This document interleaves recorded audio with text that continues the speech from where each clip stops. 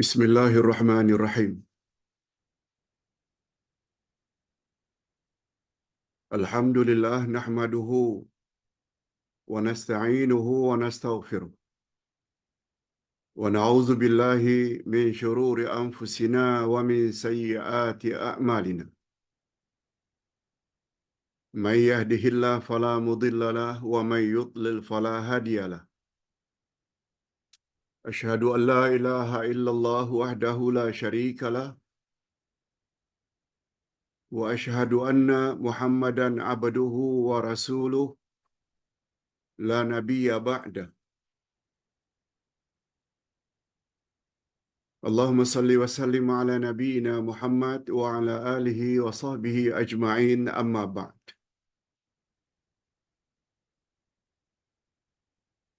Hadirin dan hadirat serta para pemirsa yang saya hormati, Assalamualaikum warahmatullahi wabarakatuh.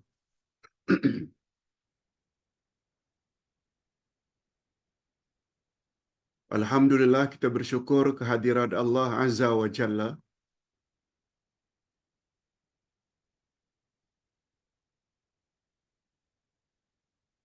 berkat taufiknya. Saat ini kita sedang berada di taman-taman syurga di atas muka bumi. Mudah-mudahan dengan sikap berjinak-jinak dan suka menghadiri majlis ilmu, kita kelak setelah meninggal dunia layak masuk syurga.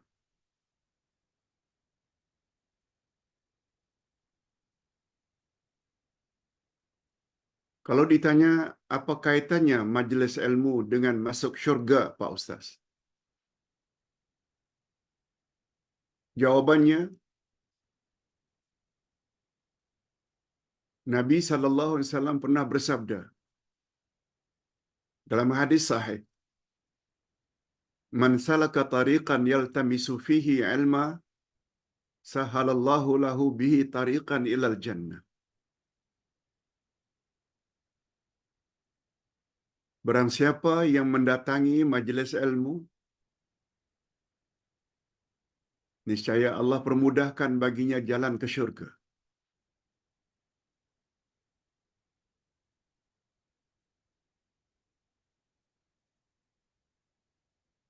Dan apa pula kaitannya antara majlis ilmu dengan taman-taman syurga? Coba dengar hadis ini. "Idza marartum bi raudhah min riyadil jannah farta'u."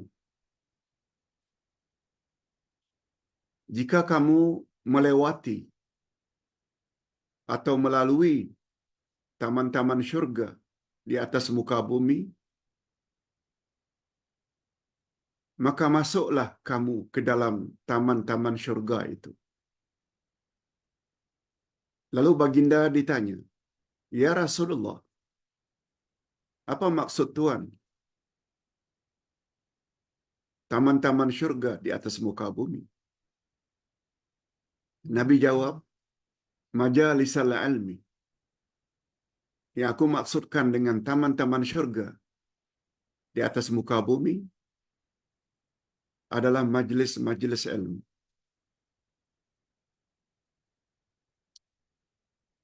Lebih-lebih lagi, majlis ilmu itu memperkatakan tentang kalamullah, menafsirkan ayat-ayat Al-Quran.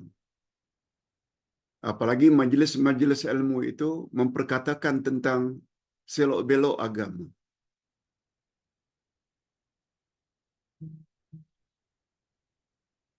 Sebagaimana pembahasan kita pada pagi ini, pembahasan yang kedua, hanya Islam agama yang hak. Hak maknanya benar. Hanya Islam agama yang diperakui oleh Allah pada akhir zaman.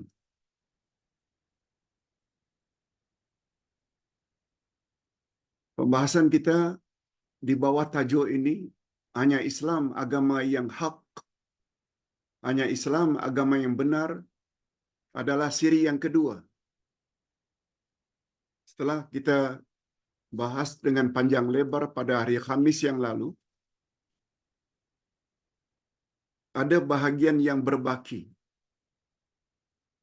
yang belum dan tidak sempat kita bahas,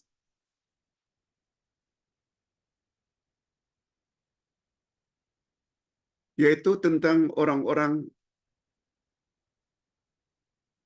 yang beriman,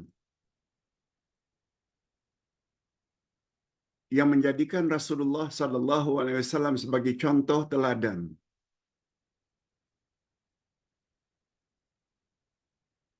Untuk itu, sila lihat muka surat 158.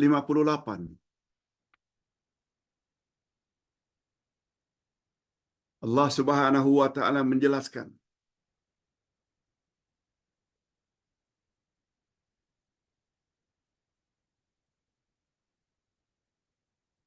di antara ciri-ciri orang-orang Islam yang sebenarnya, mereka adalah pengikut setia Nabi Muhammad sallallahu alaihi wasallam, di mana sifat Nabi Muhammad sallallahu alaihi wasallam disebut pada ayat ini ada 7 sifat. 7 sifat.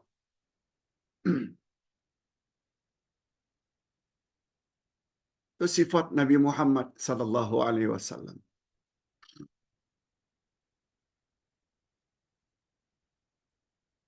Allah nyatakan di dalam ayat ini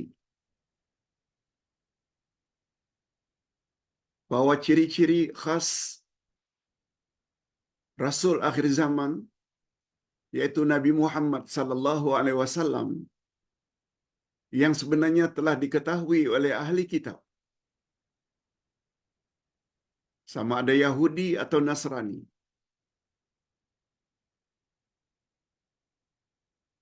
Walaupun ciri-ciri tersebut telah dinyatakan oleh Allah pada kitab-kitab terdahulu, Taurat dan Injil, tapi mereka degil. Mereka tetap tidak mau ikut Nabi Muhammad sallallahu alaihi wasallam hanya disebabkan karena Nabi Muhammad bukan Bani Israel.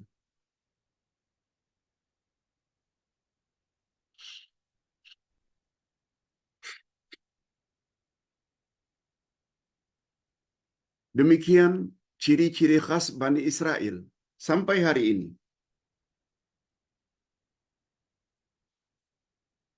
Apa dia ciri-ciri khas Bani Israel?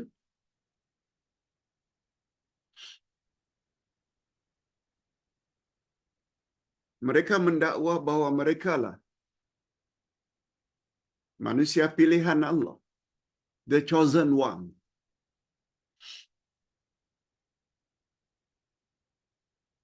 Karena mereka sudah berkeyakinan demikian.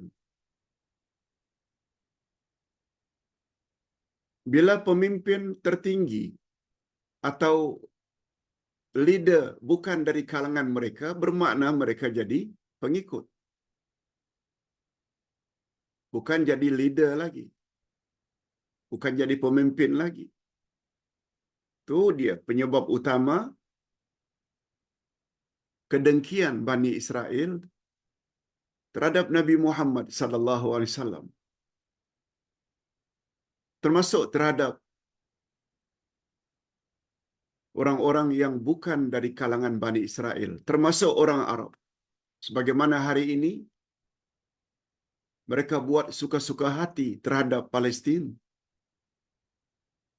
Perempuan, orang tua, kanak-kanak dibom, dibunuh secara kejam. Mudah-mudahan kita dilindungi oleh Allah daripada memiliki sifat demikian. Na'udzubillah min dzalik.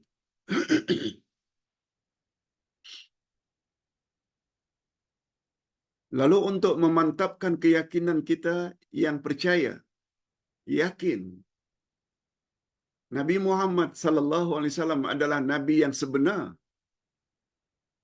pembawa agama yang hak,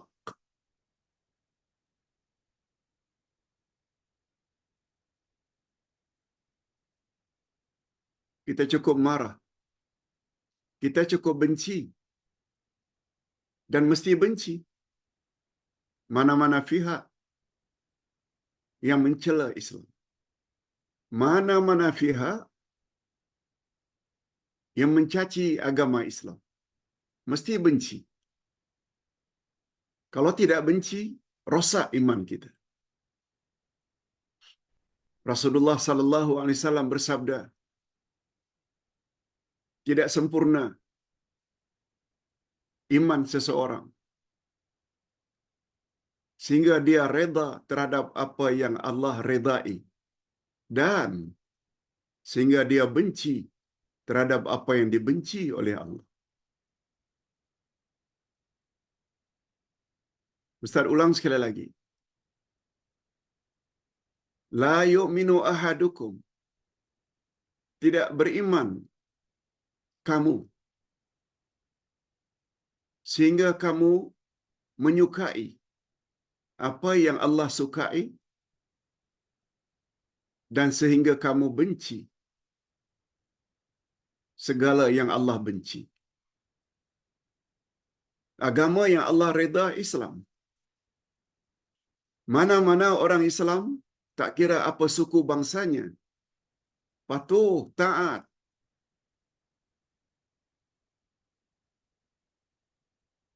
pada kehendak Allah, kita mesti sayang pada mereka.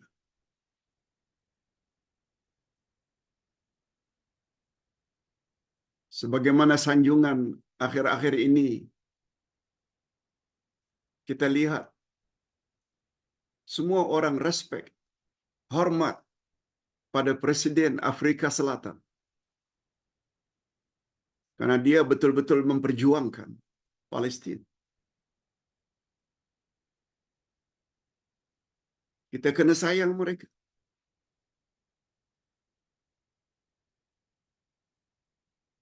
Sebagaimana kita juga mesti benci, bukan saja terhadap Israel,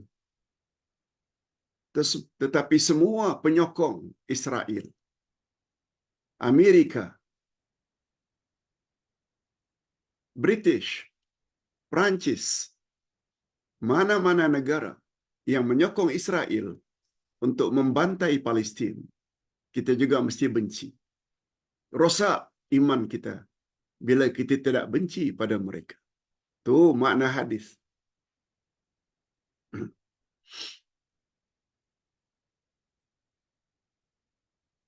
Kalau orang kafir benci kepada Islam, itu wajar-wajar saja.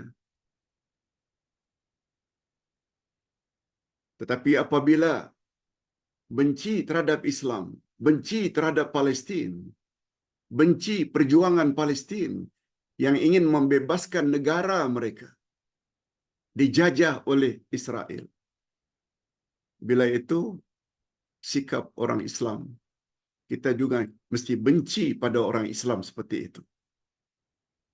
Itu maksudnya. Okey. Nah, supaya mantap keyakinan kita terhadap Nabi Muhammad sallallahu alaihi wasallam,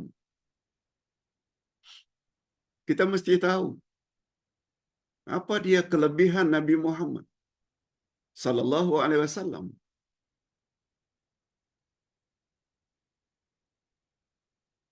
Sebagaimana pepatah orang-orang tua, tak kenal maka tak sayang. Kita kena kenal Nabi Muhammad itu siapa sebenarnya dalam pandangan Allah.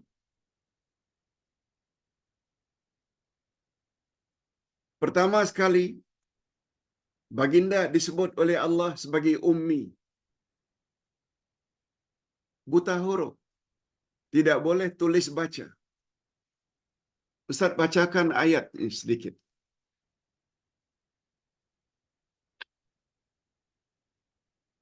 supaya kita tidak ragu. Ustaz bacakan ayat.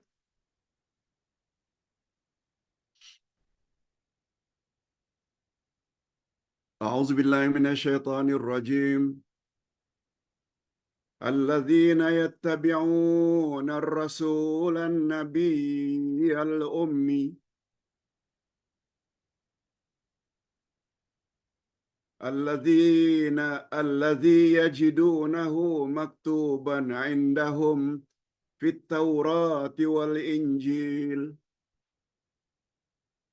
يأمرهم بالمعروف وينهاهم عن المنكر ويحل لهم الطيبات ويحرم عليهم الخبائث ويضع عنهم إصرهم والأغلال التي كانت عليهم.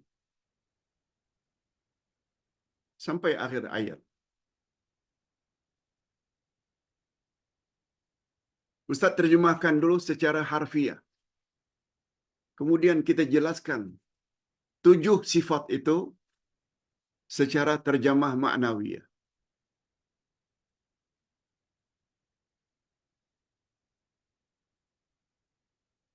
Mereka yang akan beruntung itu,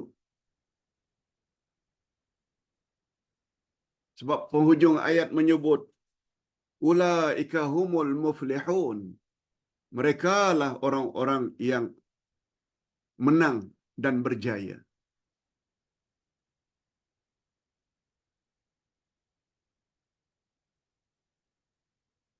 Apa syarat mereka menang dan berjaya? Pertama sekali, mereka yang mengikuti Rasul, Nabi yang ummi, buta huruf, yang mereka dapati tertulis di dalam kitab dan Taurat dan Injil.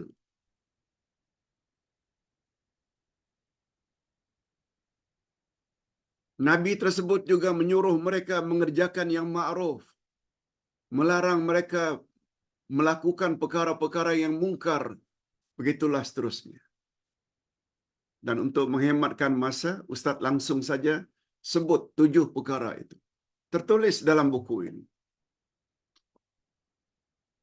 Ke arah memahami Al-Quran dan Al-Hadis jilid 5.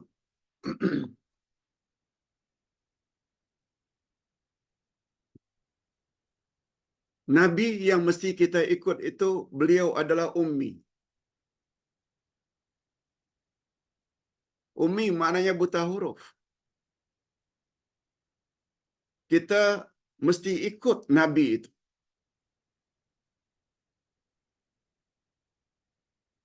Ikut di sini maknanya ikut ajarannya. Bukan pula ikut dari sudut buta hurufnya. Kita disuruh membaca. Ayat pertama berbunyi Iqra bismi rabbikal ladzi khalaq. Kita wajib belajar membaca, menulis. Cuma kalau ditanya, mengapa Nabi Muhammad sallallahu alaihi wasallam disifati oleh Allah dengan al-ummi? Allah Subhanahu wa taala yang Maha mengetahui dan bijaksana tahu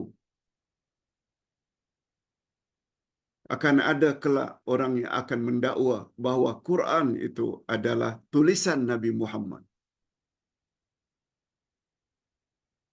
karangan Nabi Muhammad. Allah dah tahu dah sebelum dia terjadi lagi. Itu sebabnya Allah ajar Nabi Muhammad tidak melalui tulis baca, tidak. Walaupun kita umatnya disuruh belajar menulis dan membaca. Tapi tujuan Allah menjadikan Nabi Muhammad itu ummi, buta huruf, supaya jangan ada orang-orang yang menolak Islam mendakwa kononnya Al-Quran itu adalah tulisan atau karangan Nabi Muhammad sallallahu alaihi wasallam. Itu dia.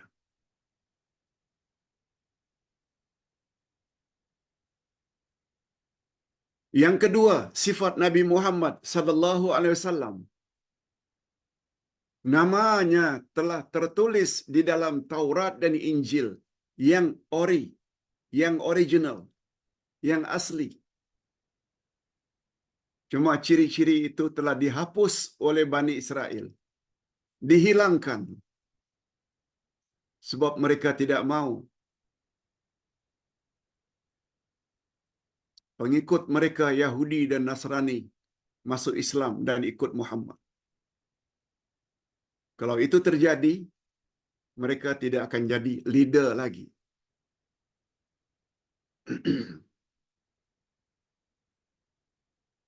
Tertera dalam Taurat dan Injil sifat-sifat Nabi Muhammad sallallahu alaihi wasallam. Yahudi dan Nasrani tahu, tapi mereka tolak Nabi Muhammad sallallahu alaihi wasallam. Itu maknanya mereka bukan golongan yang jahil. Sampai Allah Subhanahu wa taala sebut di dalam Al-Quran. Al-Baqarah 146. Bahwa ahli kitab Yahudi dan Nasrani kenal Nabi Muhammad. Sebagaimana mereka kenal anak-anak mereka. Macam anak mereka sendiri, mereka kenal.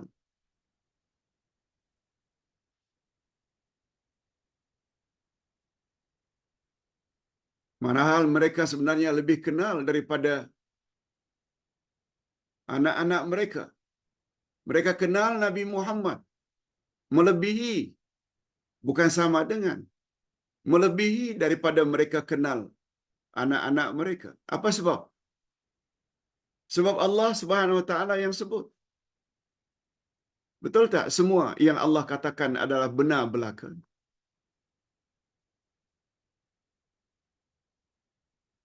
Dah dua dah. Ciri-ciri Nabi Muhammad. Pertama, ummi, buta huruf.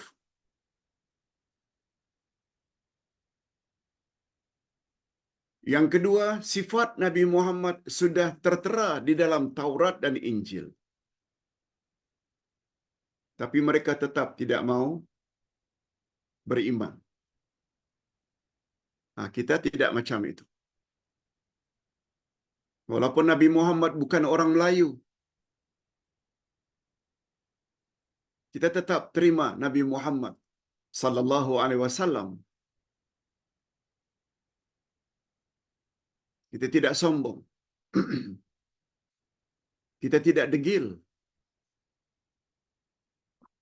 Yang ketiga, sifat Nabi Muhammad sallallahu alaihi wasallam. Beliau senantiasa menyuruh kepada yang ma'ruf. Ma'ruf maknanya yang baik-baik.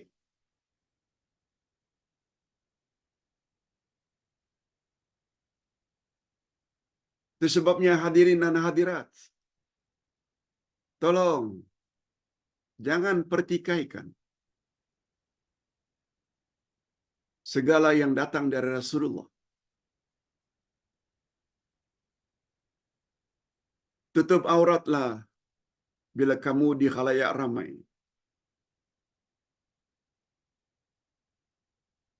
Taatlah kepada suami. Gaulilah istri dengan pergaulan yang baik. Jangan bengis. Jangan kaki pukul. Jangan panas barang. Nabi suruh yang baik-baik. Dan kemuncak perkara ma'ruf, kemuncak ranking ma'ruf yang paling tinggi adalah mentauhidkan Allah. Sembahlah Allah yang Maha Esa. Itu kemuncak ma'ruf. La ilaha illallah. Itu sebabnya Nabi Muhammad sallallahu alaihi wasallam bersabda, La ilaha illallah miftahul jannah. La ilaha illallah itu adalah kunci pembuka syurga. Tanpa adanya la ilaha illallah, diharamkan dari masuk syurga. Kita berdoa bapa-bapa dan ibu-ibu, mudah-mudahan tauhid kita berkekalan hingga akhir hayat. Ini insya-Allah yang Ustaz akan dedahkan.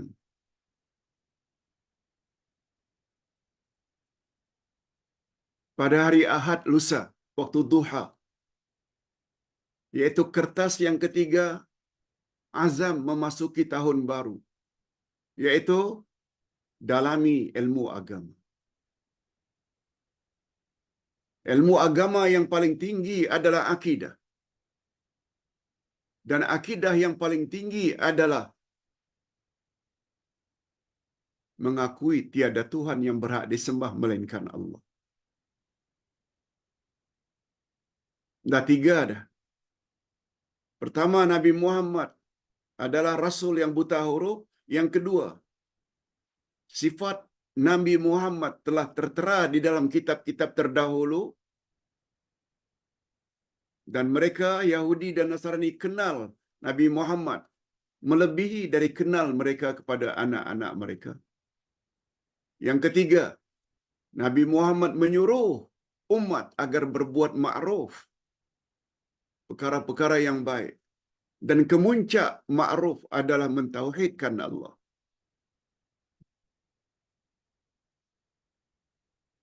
Yang ketiga, yang keempat, Nabi Muhammad, syarat yang keempat, Nabi Muhammad mencegah, melarang mungkar, keburukan, kejahatan, dosa, semua. Makna itu tercakup di dalam mungkar. Dan lawan daripada ma'ruf, kemuncaknya tauhid, maka kemuncak kemungkaran pula adalah syirik. Syirik, satu-satunya dosa yang Allah Subhanahu wa taala tidak bersedia memaafkannya. Lihat ayat 48 dari surat An-Nisa. Innallaha la yaghfiru an yushraka bih. Sesungguhnya Allah tidak akan ampun dosa orang-orang yang berbuat syirik. Apabila dia mati dalam syirik yang dia tak sempat tobat semasa hayatnya. Oleh sebab itu, bertobatlah daripada perbuatan-perbuatan syirik. Dah 4 dah.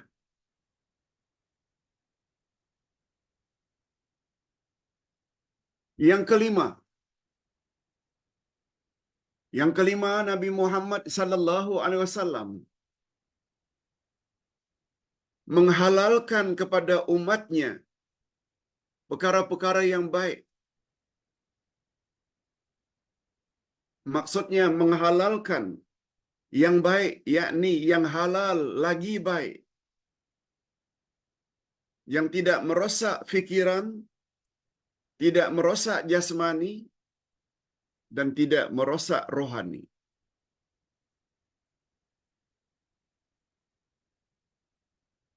Nabi Muhammad halalkan.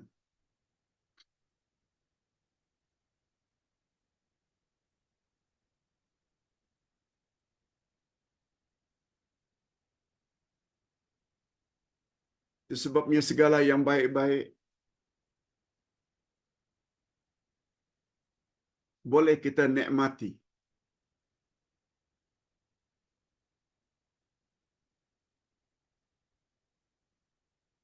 Itu sebabnya pandangan sesetengah orang, jangan makan daging, cukup makan sayur-sayuran saja. Padahal daging tidak dilarang oleh Nabi. Diriwayatkan bahwa Nabi sallallahu alaihi wasallam paling suka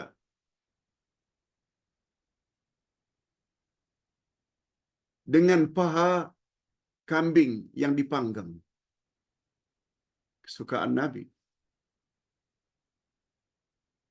Jangan kita coba mengharamkannya. kecuali kecuali jika daging tersebut boleh menjejaskan kesehatan. Oh, saya kalau makan daging itu saya akan jadi begini dan begitu. Yang macam itu jauhi. Tapi ada orang lain yang tidak ada masalah walaupun makan kambing. Jangan haramkan. Sebab Nabi telah halalkan. Daging onta, daging kambing, daging lembu, semua boleh. Itu Nabi menghalalkan segala yang baik-baik. Nah, yang kelima, yang keenam. Nabi Muhammad sallallahu alaihi wasallam mengharamkan segala yang buruk-buruk. Maksud yang buruk di sini ialah segala yang haram, yang dapat merosak akal, seperti minum arak, mengisap dada. Itu boleh merosak akal manusia sehingga tidak dapat berfikir secara waras. Begitu juga perkara-perkara yang boleh merosak jasmani dan rohani.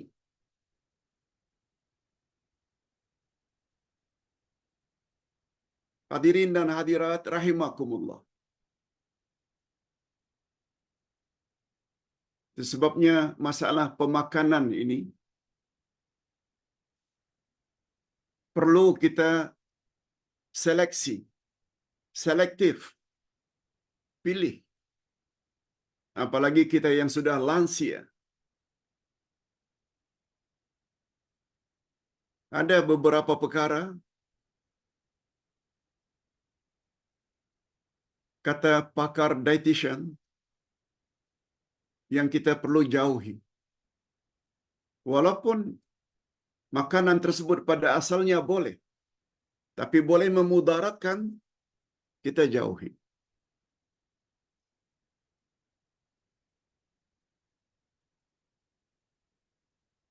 Pengalaman Uday sendiri. Dulu ada bermacam-macam penyakit. Dulu. Kolesterol, diabetik, hipertensi, dan.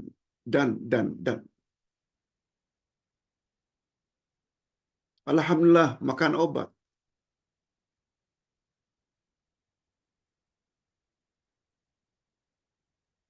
Setelah belasan tahun makan obat,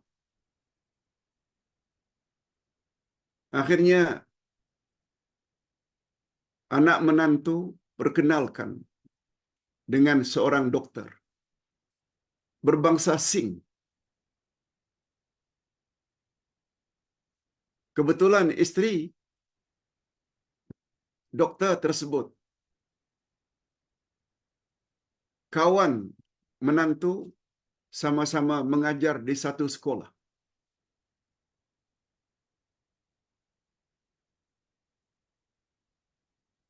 Dan suami kawan menantu tadi berbangsa Sing. Beliau adalah pakar dietitian, pakar masalah pemakanan.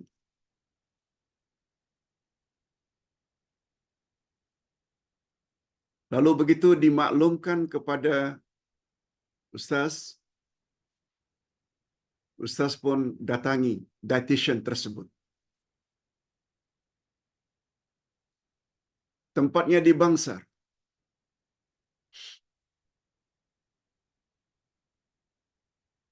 Ini lebih kurang 8 bulan yang lalu.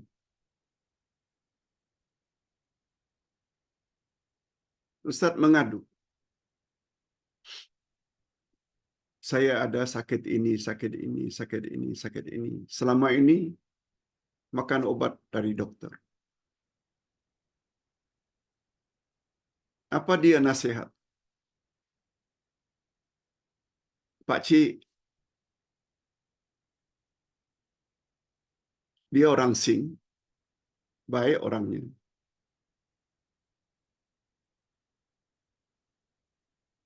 Saya punya nasihat. Jaga pemakanan, Pak Cik. Lalu diberinya senarai. Ini yang bagus dimakan. Untuk kondisi seperti Pak Cik. Bagi warga emas. Bagi lansia. Yang ada penyakit seperti itu, makan ini. Dan jauhi makan yang ini.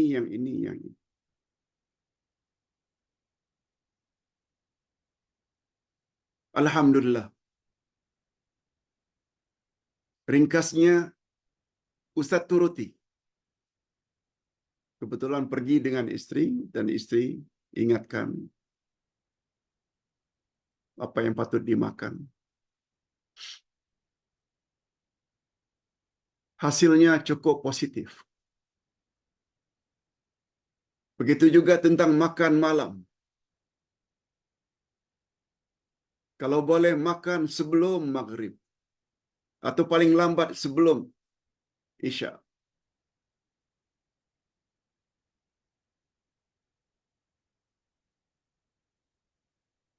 Alhamdulillah.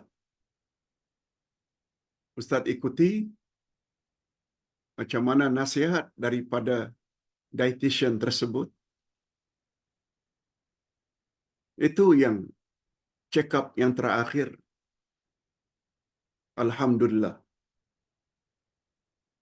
Semuanya normal.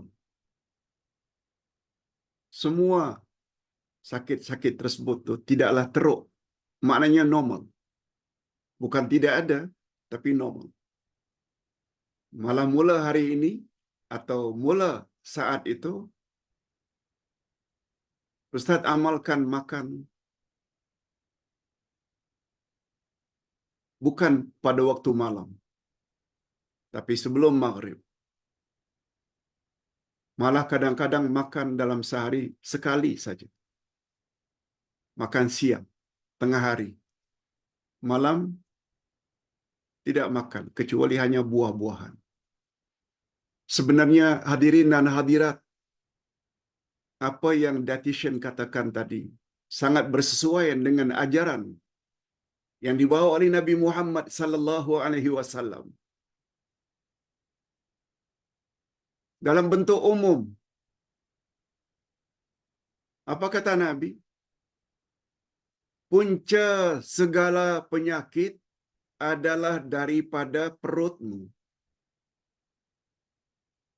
Ia memberi isyarat dari sudut pemakanan. Oleh sebab itu, bila kita seleksi, bila kita pilih-pilih makanan, mana yang baik, mana yang patut kita jauhi, sangat menolong untuk kesihatan jasmani kita. Ini sekedar cerita pengalaman yang Ustaz sendiri sudah lalui. Terbukti. Jaga pemakanan. Hadirin dan hadirat rahimakumullah. Sudah 6 dah. Pertama, Nabi Muhammad itu adalah insan yang ummi, buta huruf. Yang kedua, Nabi Muhammad sudah tertera dalam kitab-kitab terdahulu, Taurat dan Injil. Nabi Muhammad suruh berbuat ma'ruf, perkara-perkara baik, dan kemuncak perkara baik adalah mentauhidkan Allah. Ini yang kita selalu belajar akidah. Yang keempat, Nabi Muhammad sallallahu alaihi wasallam larang kita berbuat mungkar. Jangan rasuah. Jangan durhaka pada mak bapak. Jangan minum arak, jangan berjudi. Dan kemuncak kemungkaran adalah syirik. Yang kelima, Nabi halalkan kita makan yang baik-baik, yang boleh mendatangkan manfaat pada diri. Dan yang keenam, Nabi Muhammad sallallahu alaihi wasallam larang kita daripada perkara-perkara yang buruk, iaitu perkara-perkara yang haram. Sama ada kita tahu atau tidak tahu di balik pengharaman itu, ikut saja. Sami'na wa ata'na. Jangan gunakan akal. Kalau kita lihat dari sudut akal, kita dilarang makan khinzir. Kita tengok orang-orang kafir yang makan khinzir sepertinya sehat-sehat saja. Tapi ingat, pada abad yang ke-18, setelah belasan abad lamanya pengharaman tersebut, abad yang ke-18 baru dapat diketahui bahwa di dalam daging khinzir itu ada semacam pita yang sangat berbahaya. Kita patuh saja dengan ketetapan Allah. Jangan gunakan akal secara keterlaluan. Pokoknya segala yang dikatakan oleh Allah adalah benar belaka. Jauhi saja. Dan yang ketujuh, yang terakhir, Nabi Muhammad sallallahu alaihi wasallam membuang, menghapuskan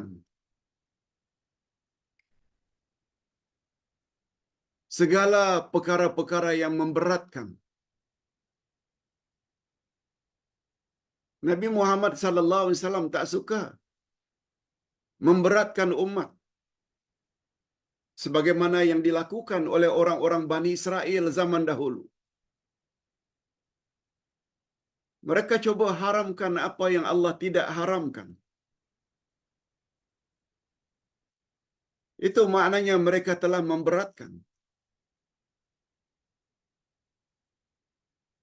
Tak boleh makan ini, tak boleh makan ini. Padahal Allah tak larang.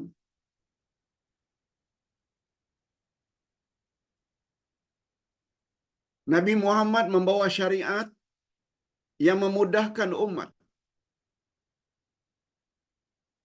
Tak perlu ikut syariat umat terdahulu. Apa antara lain syariat umat terdahulu? Bila kamu buat syirik, tobatmu tidak akan diterima kecuali dengan bunuh diri. Sama ada bunuh diri sendiri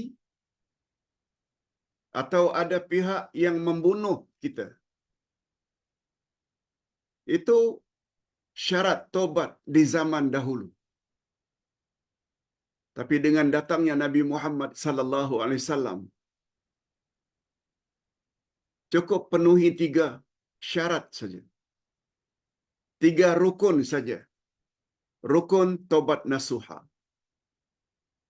Tinggalkan syirik.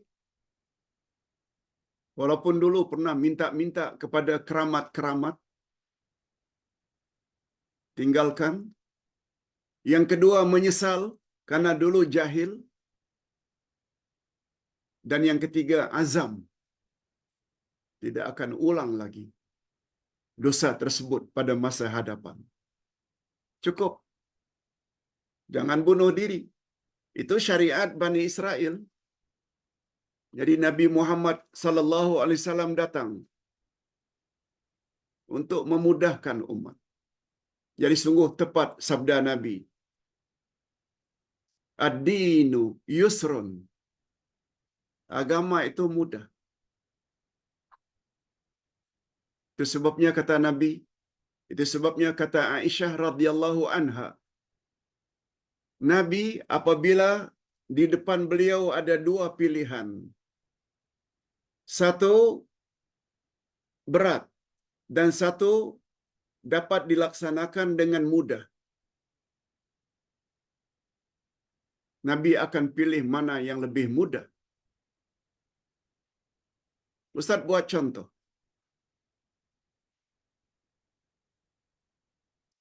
Kita musafir dari Kuala Lumpur ke JB.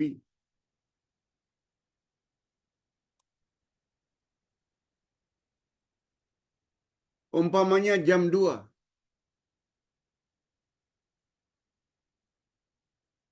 Bila kita salat zuhur saja di rumah, nanti setelah sampai di JB buat asar pula, boleh.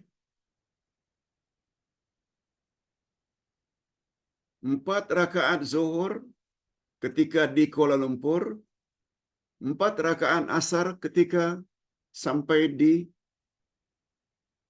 Johor, JB. Ada pilihan yang kedua. Kita boleh buat jamak zuhur dan asar. Kalau di rumah sebelum berangkat jam 2, buat zuhur 4, asar 4. Sebab kita belum lagi keluar. Tapi bila kita keluar sampai di Nilai atau Seremban, masuk waktu zuhur, di sana kita boleh buat zuhur 2, asar 2. Kita combine antara jamak dan qasar. Nah, ada 3 pilihan. Pilihan yang pertama, zuhur pada waktu zuhur 4 rakaat, sampai destinasi, buat asar 4 rakaat. Boleh. Atau cara kedua, buat 4-4 jamak takdim. Zuhur 4, asar 4 ketika di rumah sebelum berangkat. Boleh. Yang ketiga, kita berangkat sampai di Seremban atau dinilai. Masuk waktu zuhur, kita buat zuhur 2, asar 2. Yang kita sebut dengan jamak takdim beserta qasar. Mana yang paling mudah? Yang ketiga yang paling mudah. Dan itu yang dipilih oleh Nabi. Itu yang Nabi suka.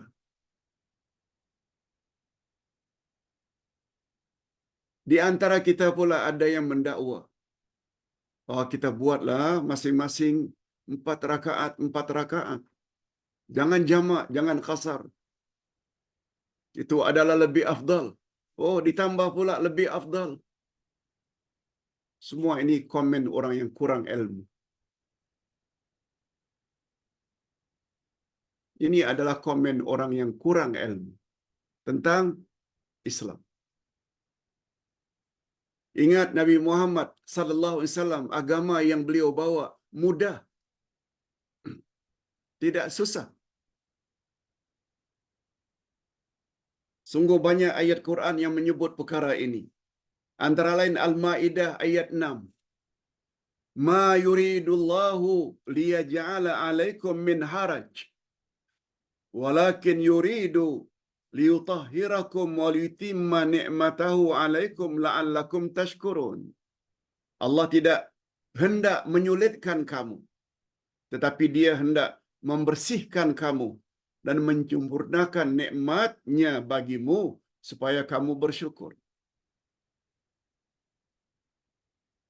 Dan Nabi Muhammad sallallahu alaihi wasallam bersabda kepada 2 orang sahabatnya yang ketika itu akan pergi ke Yaman, yaitu Muaz bin Jabal dan Abu Musa al-Ash'ari. Kepada Muaz dan Musa kata Nabi, yassira basyira wala tunaffira. Berilah berita gembira. Jangan kamu berikan berita yang menakutkan. Yassira wala tu'assira. Permudahkan dalam kamu berdakwah. Jangan kamu mempersulitkan.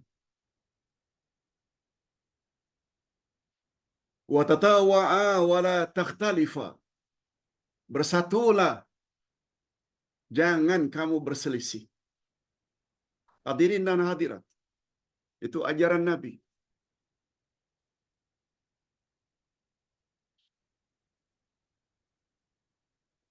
Syarat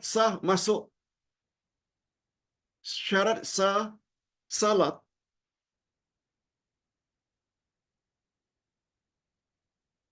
menghadap kiblat. Tapi bila kita dalam perjalanan, dalam bas ke dalam kereta api, dalam kapal terbang, kita dimaafkan, boleh menghadap kemanapun.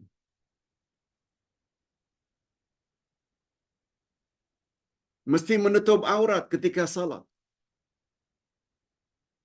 Tutup aurat. Tak semestinya pakai telekung. Pakai telekung boleh.